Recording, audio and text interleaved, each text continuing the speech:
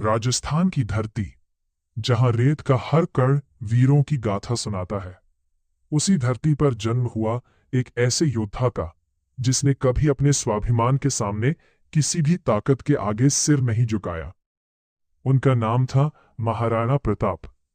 9 मई 1540 को कुंभलगढ़ के दुर्ग में उनका जन्म हुआ।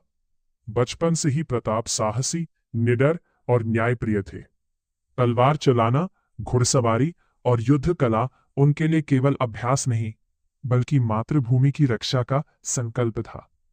समय बीता, मेवाड़ के सिंहासन पर महाराणा प्रताप बैठे, लेकिन उस समय भारत के बड़े हिस्से पर मुगल सम्राट अकबर का शासन था। अकबर चाहता था कि सभी राजा उसके अधीन हो जाए। उसने कई बार महाराणा प्रताप के पास संधि का प्रस्ताव भेजा।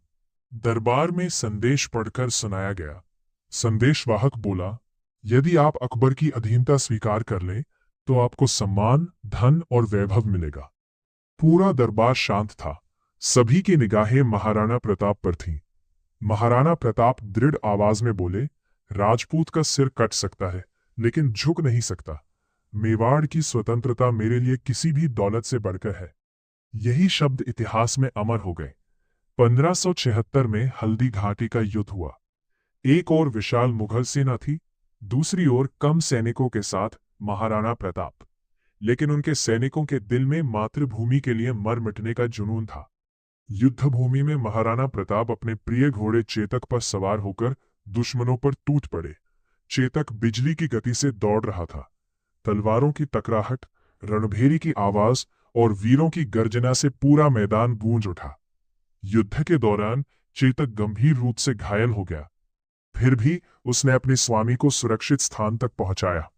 एक बड़ी खाई के ऊपर छलांग लगाकर उसने महाराणा प्रताप की जान बचा ली। लेकिन कुछ ही क्षण बाद चेतक धरती पर गिर पड़ा।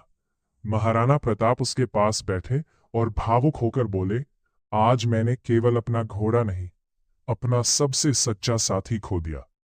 चेतक की वफादारी आज भी इतिहास में अमर है।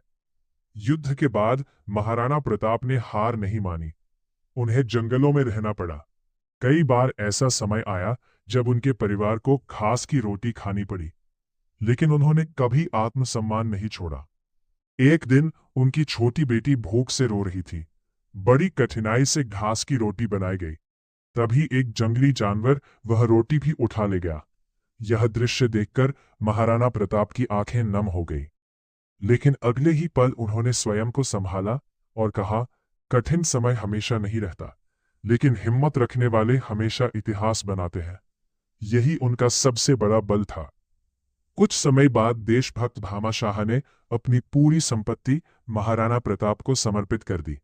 भामाशाह बोले, महाराज, यह धन आपका नहीं, मातृभूमि का है। इसका उपयोग मेवाड़ की स्वतंत्रता के लिए कीजिए। महाराणा प्रताप ने नई सेना तैयार की और एक एक करके अपने अधिकांश किले वापस जीत लिए। उन्होंने साबित कर दिया कि सच्चा योद्धा कभी हार नहीं मानता। 19 जनवरी 1597 को महाराणा प्रताप ने इस संसार को अलविदा कहा, लेकिन उनका साहस, स्वाभिमान और देश प्रेम आज भी करोड़ों लोगों के लिए प्रेरणा है। इस कहानी से हमें क्या सीख मिलती है? पहली सीख, स्वाभिमान कभी मत छोड़ो। दूसरी सीख, परिस्थितियां चाहे कितनी भी कठिन हो, हार मत मानो। तीसरी सीख, सच्ची सफलता वही है जो ईमानदारी और सम्मान के साथ मिले। चौथी सीख, वफादारी और त्याग इंसान को अमर बना देते हैं, जैसे चेतक और भामाशाह। आज भी जब महाराणा प्रताप का नाम लिया जाता है तो साहस, जीत का आत्मसम्मान और देशभक्ति की भावना अपने आप जाग उठती है। याद रखिए, जिस इंसान के पास आत्मसम्मान, साहस और अपने लक्ष्य के प्रति अटूट विश्वास हो, उसे दुनिया की कोई ताकत लंबे समय तक रोक नहीं सकती।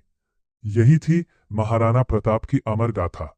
एक ऐसे वीर की कहानी जिन्होंने हमें सिखाया कि सम्मान के साथ जीना ही सबसे बड़ी जीत है।